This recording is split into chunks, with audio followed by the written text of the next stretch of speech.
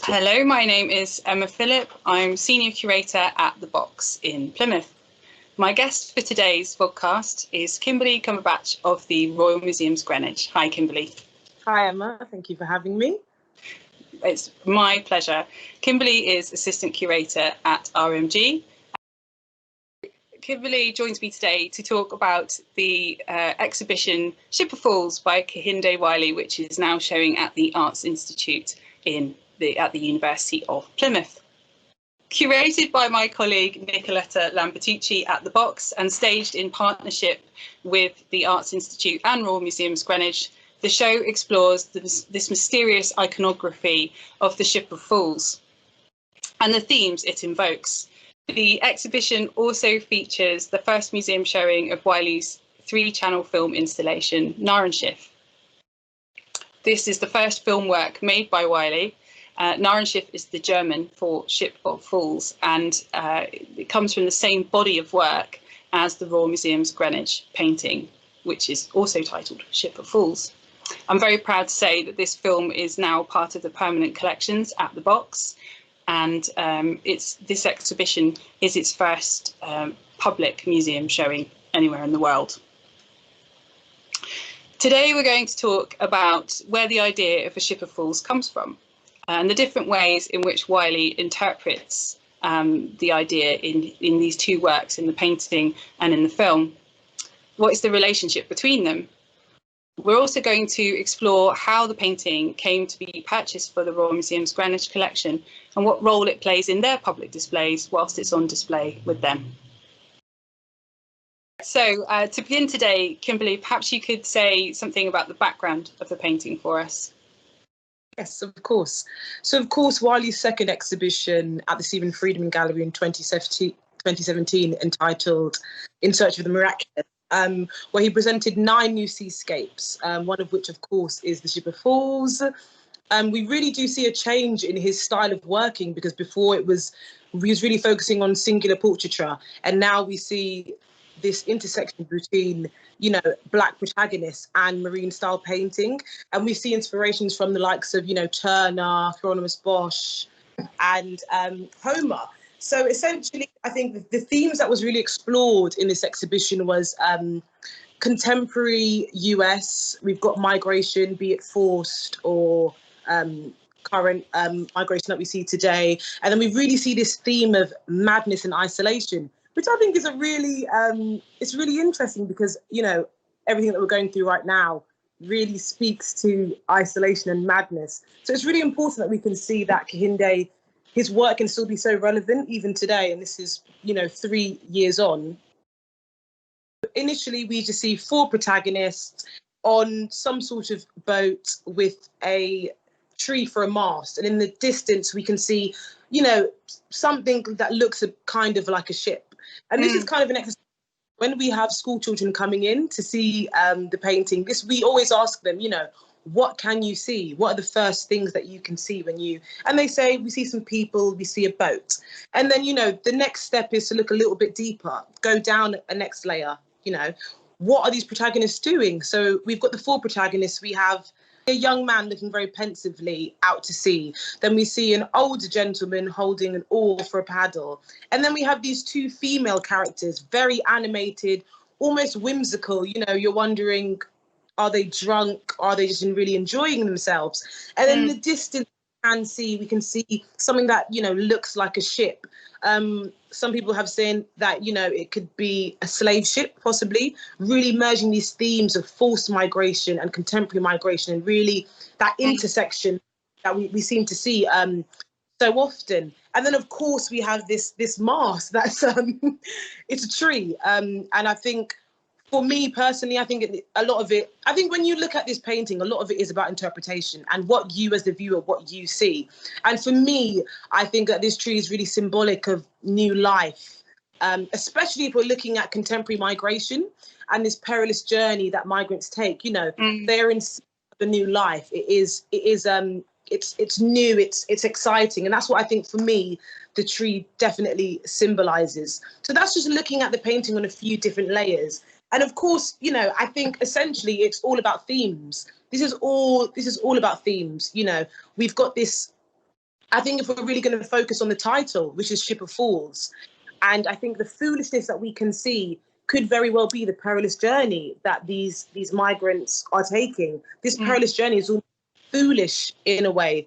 I think, Emma, you'll be getting onto the iconography of it, and we can really, Sure. unpack a little bit more of this foolishness, especially with Hieronymous Bosch's version, which is a different type of foolishness, but, we still have this strong theme of foolishness. So do you want to just have a little word about iconography? Absolutely, yes. I think it's really interesting that you pick out the sort of there's a strange emotional tenor in the painting. There's an odd undercurrent that, whether or not you're familiar with the Ship of Fools, with the story of where the iconography comes from, which we'll talk about in a minute, you look at that painting and something in you kind of makes the hair stand up on the back of your neck. There's a strangeness to it.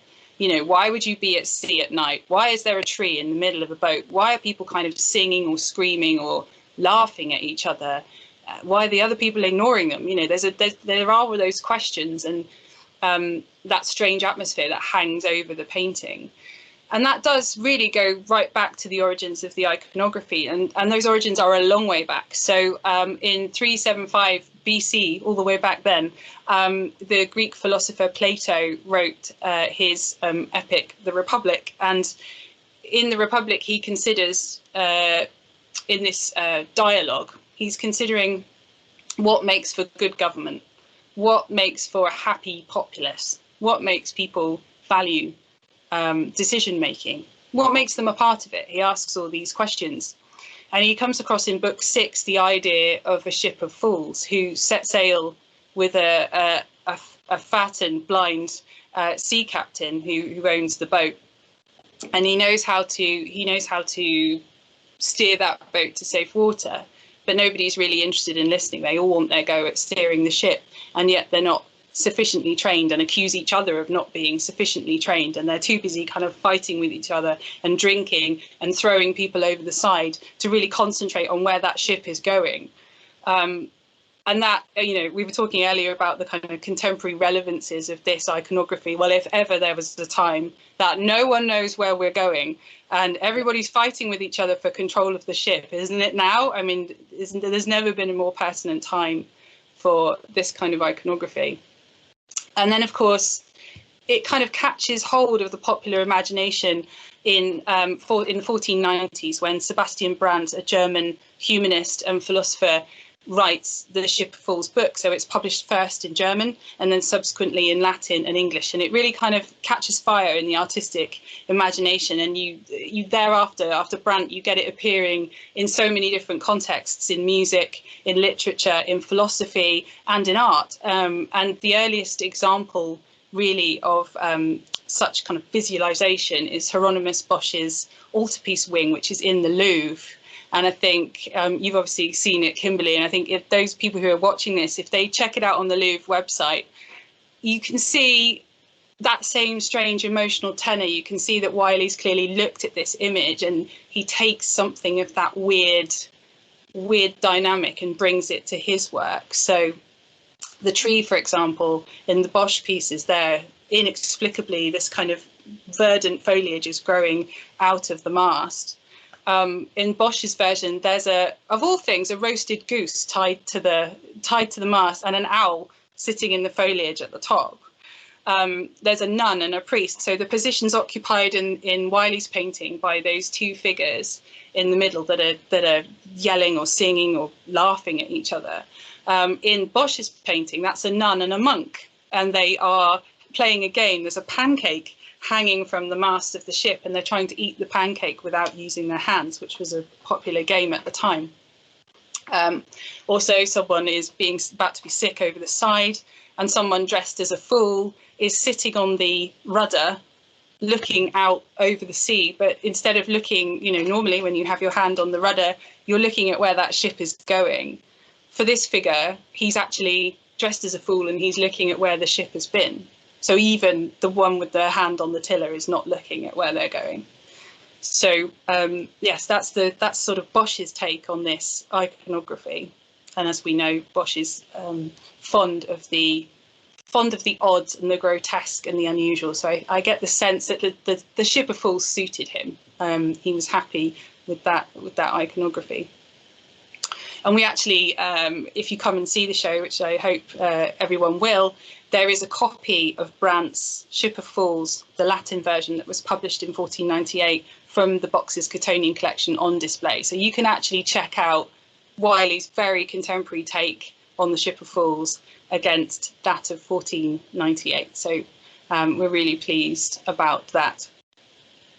And then I just wanted to mention also, while we're talking about these recurrences in art history and cultural history of the idea of the Ship of Fools, Michel Foucault and Frantz Fanon, particularly Foucault in his work Madness and Civilization, uses that metaphor of a ship of fools to talk about the kind of the phenomenon of madness and how it's dealt with by societies over time.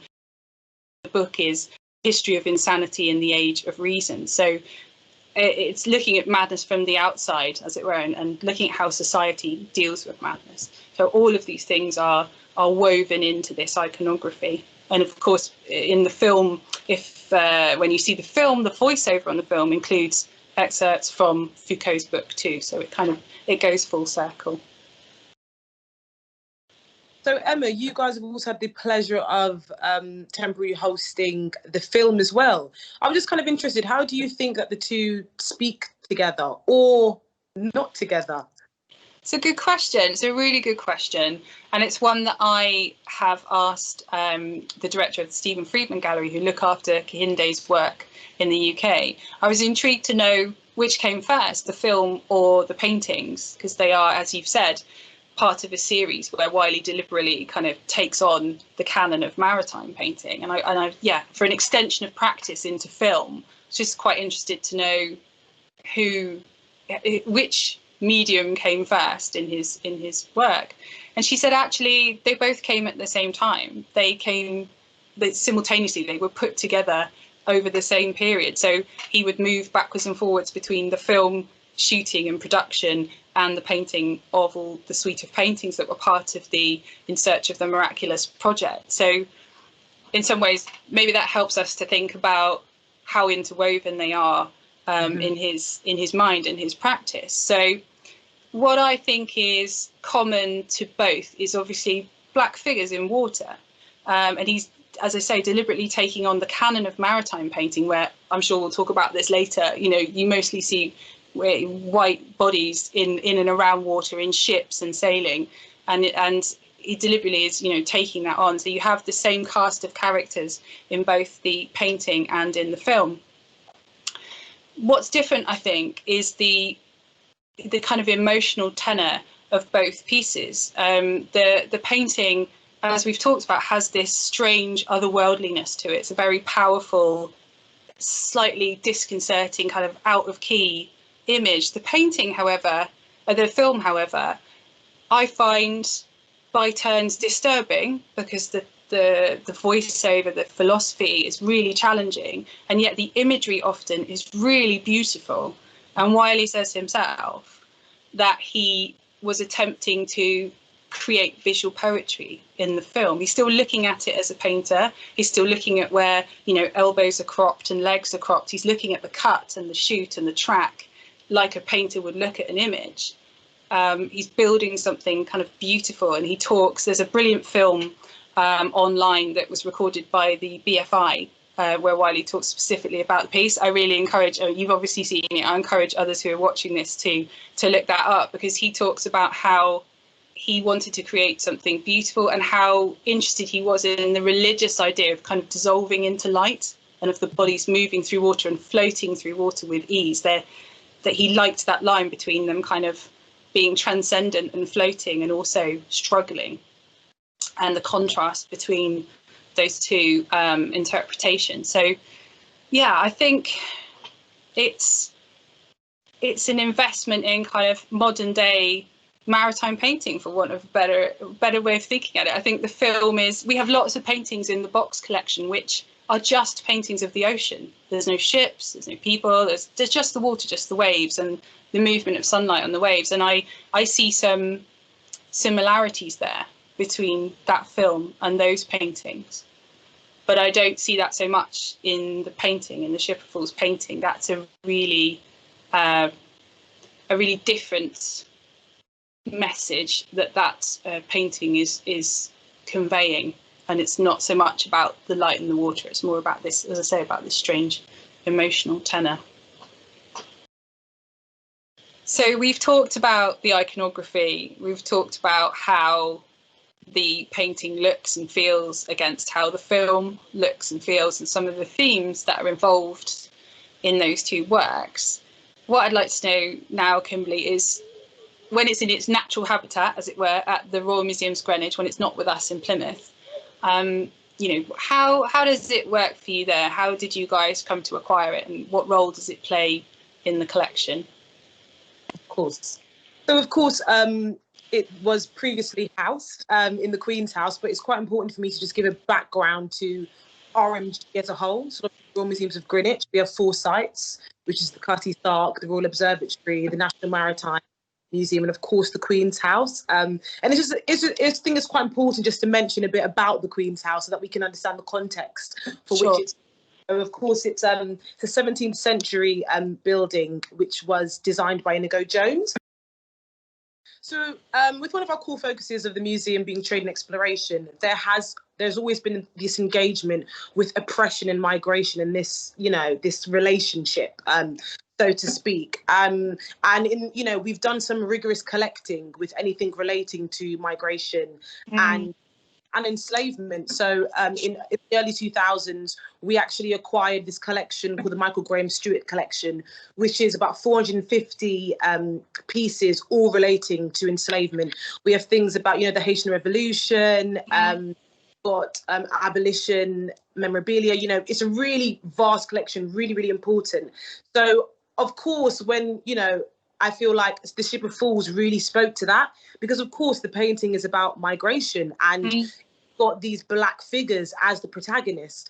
Within our museum and within many museums, there is this issue with black viewers who come to these institutions with misrepresentation, underrepresentation, or no representation at all, or in case of a lack of positive representation. So I think in a lot of museums and galleries, as a black viewer, we go in and we see images of enslavement or subordination.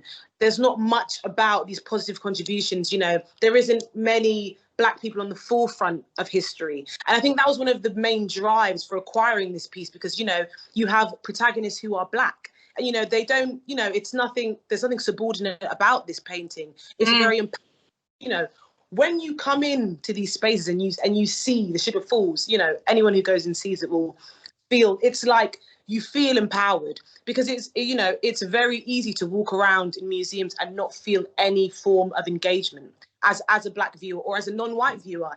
It's, at the stance of observing as opposed to engagement. And that is the difference, with Kehinde Ship of Fools. There is that level of engagement that often is not there. But obviously now we have, more stories are being brought to light, the Windrush, for example, people like Sancho, Sea Coal, there are all of these stories that are now coming to the forefront, which is super important.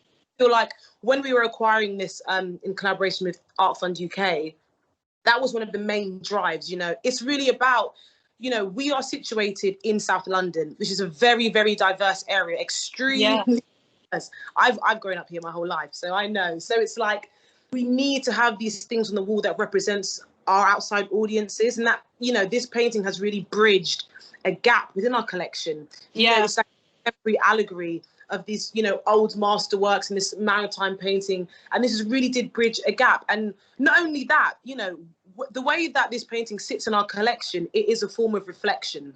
It's a reflection of, what are the narratives we are constantly focusing on? What are the characters that we always focus on within the discourse of maritime history? Are there other stories we should be covering? Because of course, when you think of maritime, you think of water.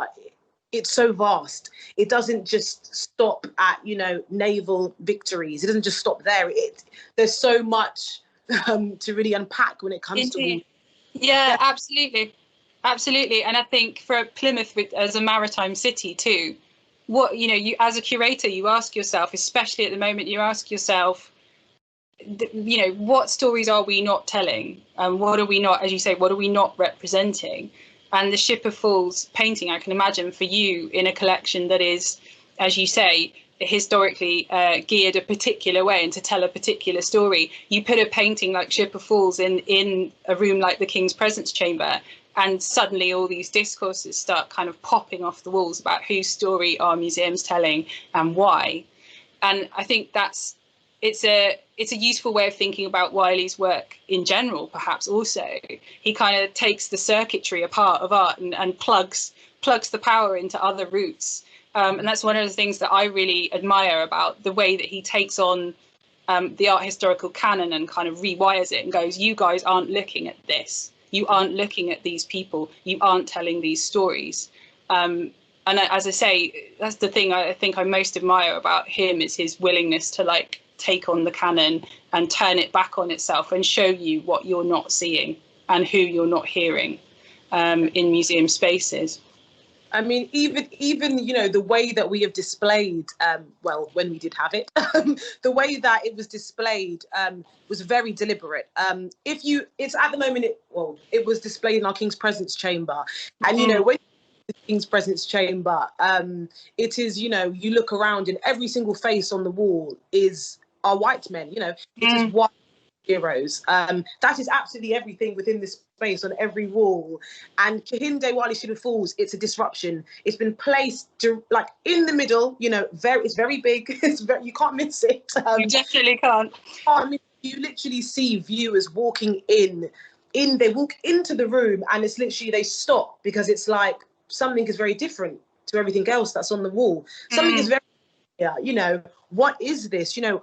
And you really then you start thinking about the way that it's disrupted the narrative. And I just think, honestly, it's so important. And when we do have our school sessions, we talk about, one of the questions we ask students is, you know, when you look around this room, what do you see? And it's usually answers of, we see white male, we see white men. And then we have this contrast, very different. We've got black protagonists. We are really bringing, you know, black story to the forefront as opposed to an adjacent story or an addition, which is often the way that black figures, especially, you know, in this kind of marine painting discourse, you know, we often see that. So it's our placement has been very, very deliberate, and it's worked. It's definitely made an impact. I mean, when I first got my job here, I remember I lived in Greenwich my whole life pretty much. So I've always come to this museum like as a student and stuff. When I was walking around, you know, I was kind of walking around as you do, because there is, as I said before, there is this level of observing. There's that shift between observing and engagement. So you kind of, and you know, if things catch your eye, you look, you read the label, but there's always this thing where I can never feel I engage with the art piece because it doesn't relate to me. I don't see faces that look, or I don't see stories that properly represent my history. So it's like I would walk around and I would stop. And I can say that this painting is the reason why I work here today. It really signifies, you know, where museums are going, you know, the direction that we are moving in. And it's this whole celebration of diversity and culture and intersectionality, all of these beautiful, amazing things. And, you know, before, I feel like a lot of people come into museums and they know what they expect to see. I think it's really amazing when the way that museums display things shock people. I think that's really amazing, because it shows, you know, we are really moving in this quote unquote progressive way. And I think with everything going on in the world, this is really, really important for us right now.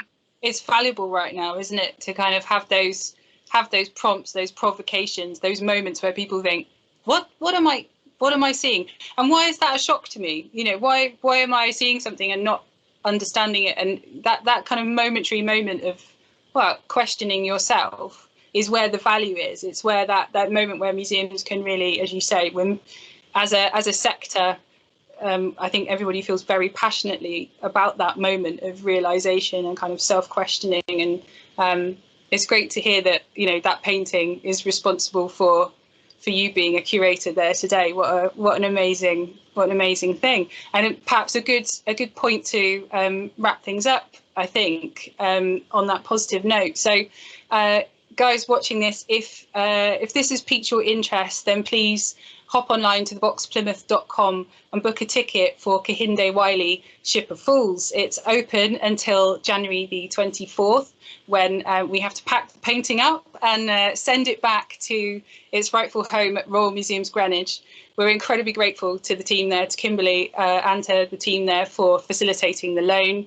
I think if you come see the exhibition, you will see what a massive difference it makes to have both the Ship of Fools painting and the Narrenshire film in close proximity together for the first time since they were exhibited in that original body of work and in their first public exhibition together. So we're incredibly excited for everyone to see that.